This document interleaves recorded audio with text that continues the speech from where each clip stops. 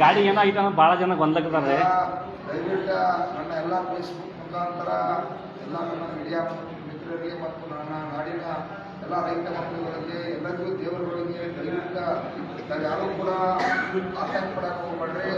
Accident ಮಾತ್ರ ಸತ್ಯ, ಯಾಕಂದ್ರೆ ಅದು ಅಚಾನಕ ನಾವು ಇವತ್ತು ಗುಣಾಕ ಹಳ್ಳಿ ಒಳಗೆ ಈ ಭಾಗದಾಗ ಚಿಕ್ಕೋಡಿ ಭಾಗದಾಗ ಸಂಘಟನೆ ಉದ್ಘಾಟನೆ ಮಾಡಲಿಕ್ಕೆ ನಮ್ಮ ಬೆಳಿಗ್ಗೆ ಬರ್ತಕ್ಕಂಥ ಸಂದರ್ಭ ಇದೆ. ಒಂದು ಅಚಿನ ಅನ್ನುವಂಥ ಗ್ರಾಮದಲ್ಲಿ ಉದ್ಘಾಟನೆ ಮಾಡಿ ಬರುವಂಥ ಸಂದರ್ಭದಾಗ ಸುಮಾರು ಒಂದು ಎಲ್ಲ ಕೂಡ 7-8 ಗಾಡಿ ಇದ್ದು ನಾವೆಲ್ಲ ಬರ್ತಾ ಇದ್ದ ಸಂದರ್ಭದಾಗ ಅಚಾನಕ ನಮ್ಮ ಟೇರಿಂಗ್ ಗಾಡಿದು ಎಕ್ಸೆಲ್ ಕಟ್ ಆಗಿ ಸುಮಾರು ಅದು ಅಚಾನಕ ಅದು ತೆಗಿನ್ಯಾಗ ಹೋಗಿ ಆಮೇಲೆ ತಾರಗಾಮುಖ ಅದು ಭಾಳ ದೊಡ್ಡ ಅನಾಹುತ ಘಟನೆ.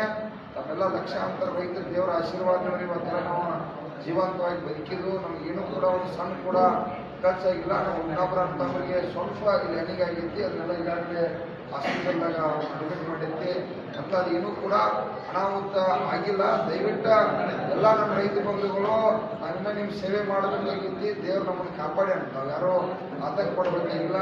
ಪಾಪ ಸಾವಿರಾರು ಜನ ಫೋನ್ ಹಚ್ಚಾಕ್ರಿ, ದಯವಿಟ್ಟು ಏನೂ ಆಗಿಲ್ಲ.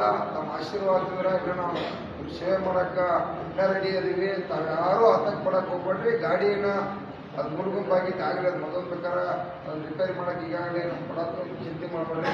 ನಮ್ಮದು ಯಾರಿಗೂ ಅಚಾನಕ ಘಟನೆ ಆಗಿಲ್ಲ. ಯಾಕಂದ್ರೆ ಈಗಾಗಲೇ ಇದಾದ್ಮೇಲೆ ಮತ್ತೆ 2 ಕಾರ್ಯಕ್ರಮಗಳನ್ನು ಈಗಾಗಲೇ ಉದ್ಘಾಟನೆ ಮಾಡಿದ್ರು. ಇನ್ನೂ 2 ಹಳ್ಳಿ ಉದ್ಘಾಟನೆ ನಾವು ಯಾರೂ ಆತಂಕ ಪಡಕ್ಕೆ ಹೋಗ್ಬೇಡ್ರಿ. ಯಾಕಂದ್ರೆ ಪಾಪ ನಮ್ಮ ಸೋಷಿಯಲ್ ಮೀಡಿಯಾದವ್ರನ್ನ ಎಲ್ಲ ಕಡೆ ವೈರಲ್ ಆಗೋದ್ರಿಂದ ಇವತ್ತು ಜನ ನಮ್ಮ ರೈತ ದೇವರುಗಳು ಆತಂಕದಾಗ ಏನು ಆತ್ಮ ಅಧ್ಯಕ್ಷಿಗೆ ಆಕ್ಸಿಡೆಂಟ್ ಹೆಂಗೆ ಅಂತೇಳಿ ಆಗೋದನ್ನು ಸಹಜಿಕ. ನಿಮ್ಮ ಆಶೀರ್ವಾದ ಇರುವವರೆಗೂ ಎಲ್ಲಿವರೆಗೂ ನಿಮ್ಮ ಸೇವೆಯನ್ನು ಮಾಡಬೇಕಾಗಿ ನಾವು ಮಾಡಕ್ಕೆ ರೆಡಿ ಅದು. ನಾವು ಯಾರೂ ಆತಂಕ ಪಡಕ್ಕೆ ಹೋಗ್ಬೇಡ್ರಿ ಅಂತ ತಮ್ಮಲ್ಲಿ